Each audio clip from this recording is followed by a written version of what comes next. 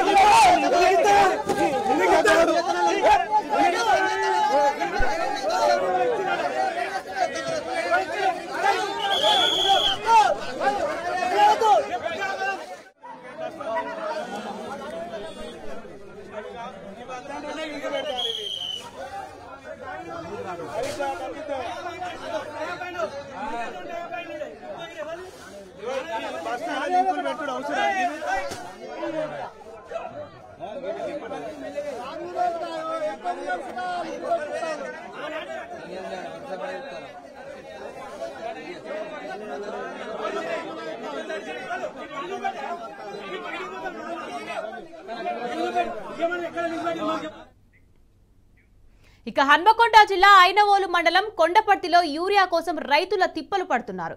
తెల్లవారుజాము నుంచి యూరియా కోసం పడిగాపులు కాస్తున్నారు. వ్యవసాయానికి సరిపడంత యూరియా ఇవ్వాలంటూ రైతులు డిమాండ్ చేస్తున్నారు.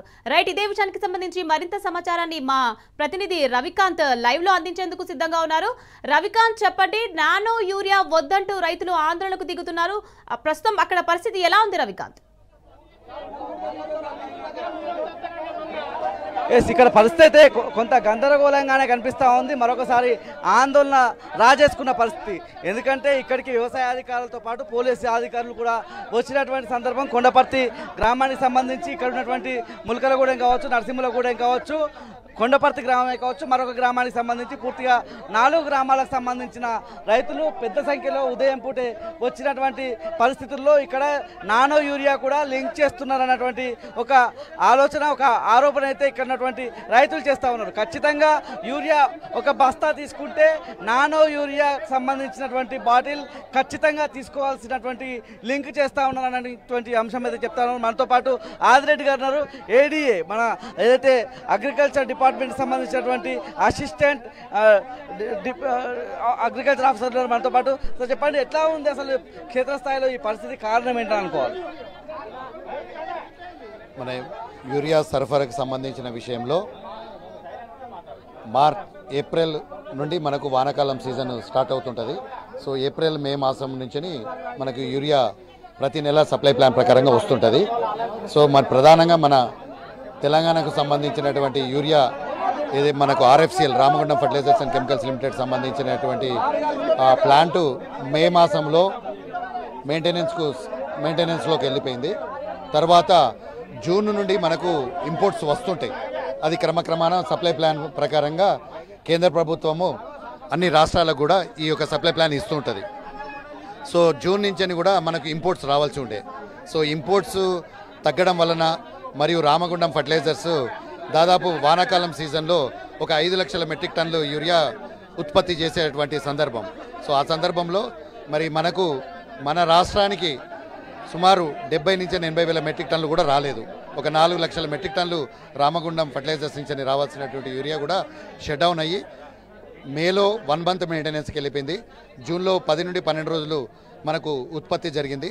తర్వాత కంటిన్యూస్గా జూలై 15వ తేదీ నుండి ఇప్పటి వరకు కూడా ఈ యొక్క రామగుండం ఫర్టిలైజర్స్లో మనకు ఉత్పత్తి రాలేదు. దానికి అనుకున్నట్టుగా తగ్గట్టుగా మరి ఏదైతే మనకు ఈ ప్రొడక్షన్ ఇక్కడ మన తెలంగాణ స్టేట్కు 55% వాటాలో తగ్గట్టుగా మరి మన కేంద్ర ప్రభుత్వం నుంచి కూడా రాలేదు. సో అటు రాని పరిస్థితిలో, ఇంపోర్ట్స్ లేని పరిస్థితిలో కొంత సప్లై ప్లాన్లో ఉన్న స్టాక్స్ను రైతాంగానికి ఎప్పటికప్పుడు ఇవ్వడం జరుగుతుంది. స్టాక్స్ నిల్వలు లేవు కానీ స్టాక్స్ అందుబాటులోకి తీసుకురావడం జరిగింది. అంటే మన హన్మకొండ జిల్లా కనుక చూసుకున్నట్టయితే ఉంటే దాదాపు ఒక 24,000 మెట్రిక్ టన్నులకు గాను ఇప్పటికీ 17 నుంచి 18,000 మెట్రిక్ టన్నులు రైతాంగానికి ఇవ్వడం జరిగింది. సో మరి రానున్న రబీ సీజన్లో కూడా మరి జిల్లా యంత్రాంగం కానీ ప్రభుత్వం కానీ తగిన చర్యలు రైతాంగానికి ఇట్లాంటి వెసులుబాటు అంటే ఏ విధంగా ఇట్లాంటి ఇబ్బందులు జరగకూడదని చెప్పి కూడా ప్రణాళికలు సిద్ధం చేసుకుంటున్నాము. సో ప్రొడక్షన్కు సంబంధించినటువంటి మన తెలంగాణ రాష్ట్రంలో Ramagundam fertilizers and chemicals limited ఈ షట్డౌన్ కారణంతో మనకు ఎందుకంటే దాదాపు ఒక 3 లక్షల మెట్రిక్ టన్నులు మనకు తెలంగాణకు వచ్చే అవకాశం ఉండేది. అది తీవ్రమైన ప్రభావం పడింది. అట్లాంటి ఉత్పత్తిని మనకు కేంద్రం నుంచి ఎక్కడ నుండి కంపెన్సేట్ చేయలేదు. సో మనము చూస్తూ ఉన్నాము ఒక 50,000 మెట్రిక్ టన్నులు 30,000 మెట్రిక్ టన్నులు ప్రభుత్వం ఏదైతే మన ప్రకటనలు ఇచ్చిందో అవి అంత మటుకే వచ్చినాయి కానీ దానికి మినహాయించి రాలేదు. సో దాని కారణంతో కొంత ఉన్నది. వాస్తవానికి ఇక్కడ మనందరం కూడా గమనించాల్సింది మీరు కూడా విన్నారు. రైతాంగం కూడా ఇక్కడ చాలామంది ఇళ్లలో పెట్టుకుంటున్నారు చాలామంది అనేది కూడా మీరు విన్నారు. సో అట్లాంటి పరిస్థితి రైతులకు మేము చెప్తా ఉన్నాం. ఎవరైతే నిజంగా అందలేదో వాళ్ళకు అందించే ప్రయత్నం మనం చేయాలి. రైతులను కూడా గమనించాలి. సెప్టెంబర్ మాసం అయిపోయిందంటే అక్టోబర్లో రబీ సీజన్కి ఎంటర్ అవుతాం. తప్పకుండా ఇది ఒక 10 రోజుల ఒత్తిడి ఉంటుంది. ఆ ఒత్తిడి మరి వ్యవసాయ శాఖ ఉన్న పోలీస్ శాఖ ద్వారా నుంచి ఎక్కడ కూడా రైతులను అవాంఛనీయ సంఘటనలు చేసుకోకూడదనేది మేము చెప్తాను. రైతులను కూడా కోరుతున్నాం. ఒక రైతు ఎవరు కూడా ఒక రైతు ఇంట్లో కనుక ఒక రైతు ఒక బస్తా ఇంట్లో పెట్టుకున్నా కూడా షార్టేజ్ వస్తుంది. అది రైతులు గమనించాలి.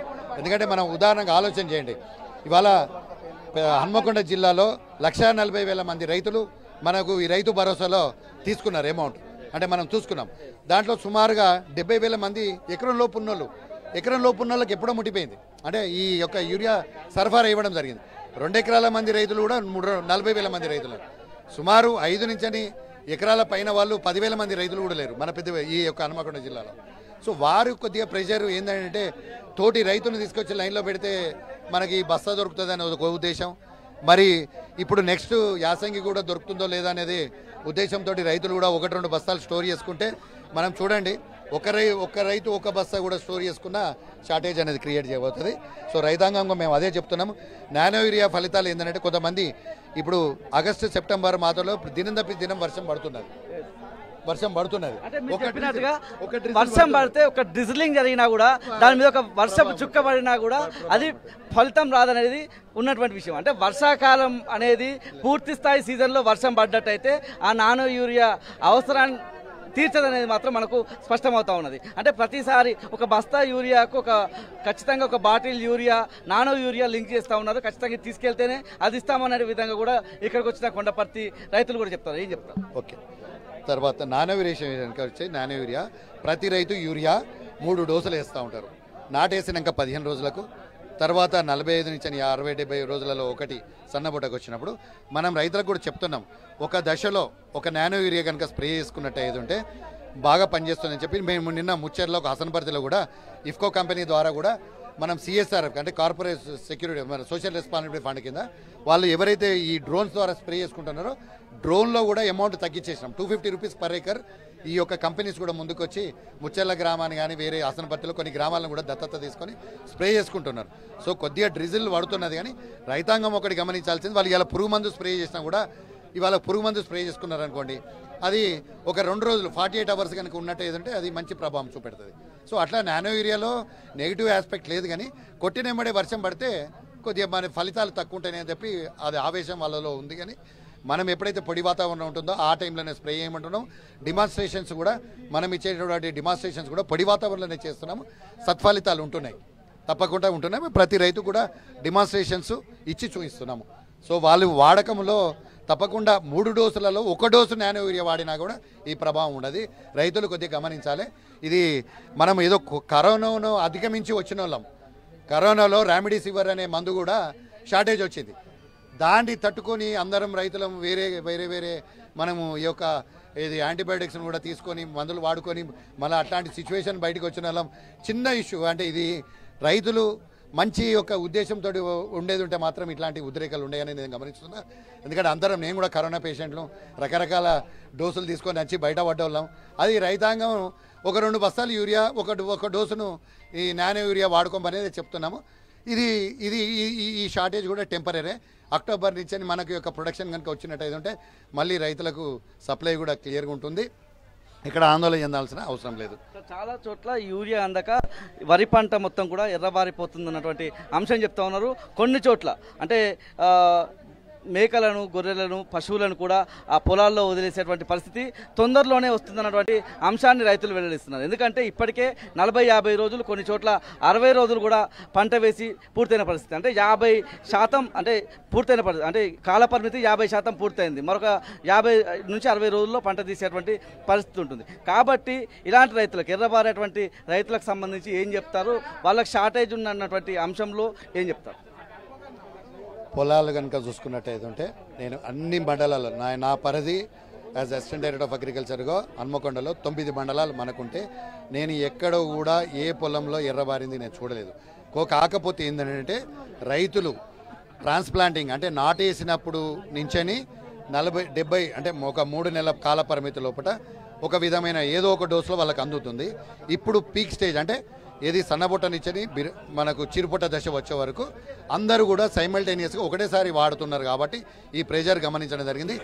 ఎక్కడ కూడా రైతులు ఈ మీరన్న కోరినటువంటి యూరియా లేక ఎర్రబడిన పొలాలు ఎక్కడ కనపడలేదు. అట్లాంటి పొలాలు ఉంటే కూడా మేము ఎక్కడ కూడా మనం ఎక్కడ ఈ 9 మండలాల్లో ఎక్కడ కూడా కనపడలేదు. రైతు కూడా ఉన్నారు, క్షేత్రస్థాయిలో అధికారులు కూడా వచ్చారు. కాబట్టి ఎట్లా ఉన్నది పరిస్థితి? మీరు టీ న్యూస్తో చెప్పడం ద్వారా వాళ్ళు కూడా విని క్షేత్రస్థాయి పరిస్థితి అర్థం చేసుకుంటారు. కాబట్టి ఎట్లా ఉన్నది పరిస్థితి? కొండపర్తి గ్రామానికి ఎన్ని రోజులకు ఒకసారి యూరియా వస్తుంది, అది అందే అటువంటి పరిస్థితి. ఎందుకంటే చుట్టుపక్కల ఉన్న గ్రామాలకు కూడా ఆ రైతులు కూడా పెద్ద సంఖ్యలో వస్తారు. కాబట్టి ఇవాళ 400 బస్తాలు వచ్చిన సందర్భంలో వచ్చినటువంటి అందరికీ కూడా సరిపడినంత యూరియా అందుతుందా? మాకు ఇప్పటివరకు ఏడీ గారు 1200 క్వింటాలు వచ్చిందని చెప్పేసి మాట్లాడుతున్నారు. ఇప్పటివరకు మరి ఆ యూరియా అంతా ఎక్కడికి పోయింది, ఎవరి సొసైటీ డైరెక్టర్ల ద్వారా బయటికి పోయింది అన్న విషయాలు కూడా బయటపడుతున్నాయి. ఇప్పుడు మాకు రైతులకు మాత్రం నేను ఒక్కటేసారి వేసిన, ఈసారి నానో యూరియా ఒకసారి కొట్టినా, అది దాని ఫలితం ఇప్పటివరకు ఏం చూపించట్లేదు. సరే మరి అది మనం స్ప్రే కరెక్ట్ చేయలేదా ఎట్లనే మాకు తెలియదు. మళ్ళీ ఇప్పుడు వచ్చే వరకు ఇక్కడ బస్తాలు కావాలని వచ్చే వరకు మళ్ళీ నానో యూరియా లింక్ పెడుతున్నారు. ఆల్రెడీ ఇంకా నాతోటి ఉన్న వాళ్ళకు చాలా మందికి ఒక 2-3 రైతుల పొలాలు అయితే ఇప్పుడు ఏఓ గారు ఏమంటున్నారు, ఏడీ గారు ఏమంటున్నారంటే పొలం ఎండిపోవట్లేదు ఈ మండలంలో అని చెప్తున్నారు కదా. ఇక్కడ మా ఊళ్ళోనే కొండపర్తిలో ఒక రోడ్డు పెట్టు మాచర్ల చంద్రయ్య అనేది ఉన్నది, అతను ఇప్పటివరకు యూరియా వేయలేదు. అతను కొంచెం అసలు ఇంతవరకు ఏ పరిస్థితే లేకపోయింది.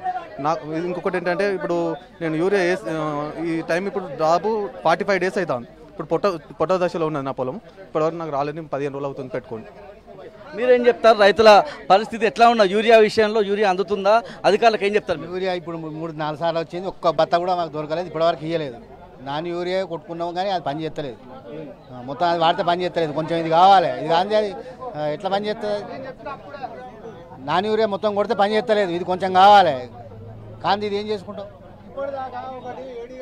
మీరేం చెప్తారు? ఎట్లా ఉన్న యూరియా పరిస్థితి? యూరియా పరిస్థితి దొరకటం లేదు. ఇక్కడ బలం ఉన్నోళ్ళే తీసుకుంటాను, శాతనైనోడు తీసుకుంటాను, శాతగానోడికి దొరకలేదు. మళ్ళీ అదొకటి, తీసుకున్నోళ్ళే ఎక్కువ తీసుకుంటాను. 10 ఎకరాలు ఉన్నోళ్ళకి 10 బత్తాలు పోతానే, ఎకరం ఉన్నోళ్ళకి 1 బత్తా కూడా గతి లేదు. ఇంకా నా అట్లాంటి ఏం చేస్తాడు? నేను ఏం చేస్తా చెప్పు? ఇరుగా నుక్కితే ఎక్కడో పడిపోతాను నేను. నాకు ఇత్తడ బత్తా లైన్లో నిలబడు అంటాడు. రైతులు నానో యూరియా వాడమని చెప్పి ఇప్పుడు ఏడీ గారు చెప్పిండు. నానో యూరియా వాడిన రైతు ఇక్కడనే ఉన్నాడు. ఆ చేంజ్ చూద్దాం, యూరియా చూద్దాం. ఇప్పుడు ఇక్కడ ముచ్చర్ల నాగారం 300 డ్రోన్ కొడుతుంది అన్నాడు. ఆ సిస్టమ్ మరి కొండపర్తి, గూడాలకు, కనపర్తికి నడుస్తుందా? ఇది మండలు కాదా? ఇవి విలేజ్లు కావా? ఇవి వీళ్ళు రైతులు కాదా? మరి అక్కడ ఓ సిస్టమ్, ఇక్కడ ఓ సిస్టమ్ ఎందుకు పెట్టింది వీళ్ళు? ఇది ఏంటిది? రైతుల పక్షపాత ప్రభుత్వాలా? ఈ ఏంటిది? ఎర్రబడిపోయింది. రోడ్కే ఉన్నది, నేను చూస్తారా? రోడ్కే ఉన్నది, మెయిన్ రోడ్కే, డాంబర్ రోడ్ దిగేది లేదు, మెయిన్ రోడ్కే ఉన్నది చూస్తానా అండి. నేను దానికి ఇంతవరకు నాన్ యూరియా కొట్టిన, అది పని చేస్తలేదు. నాకు 4 ఎకరాలు ఉన్నది. నాకు 3 సార్లు ఎకరానికి 1 బత్త, 9-10 బత్తాలు పడుతుంది. నేను వేయలేదంటే ఎన్నిసార్లు ఇక్కడ వేసి ఏనేయలేదు యూరియా బత్త వేయలేదు దానికి ఎక్కడి నుంచి తెచ్చేస్తాం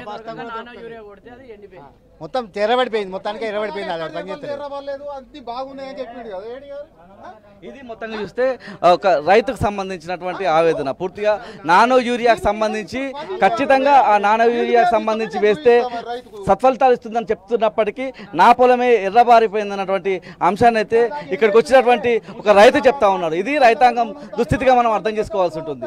vote studio right, thank you Ravikanth.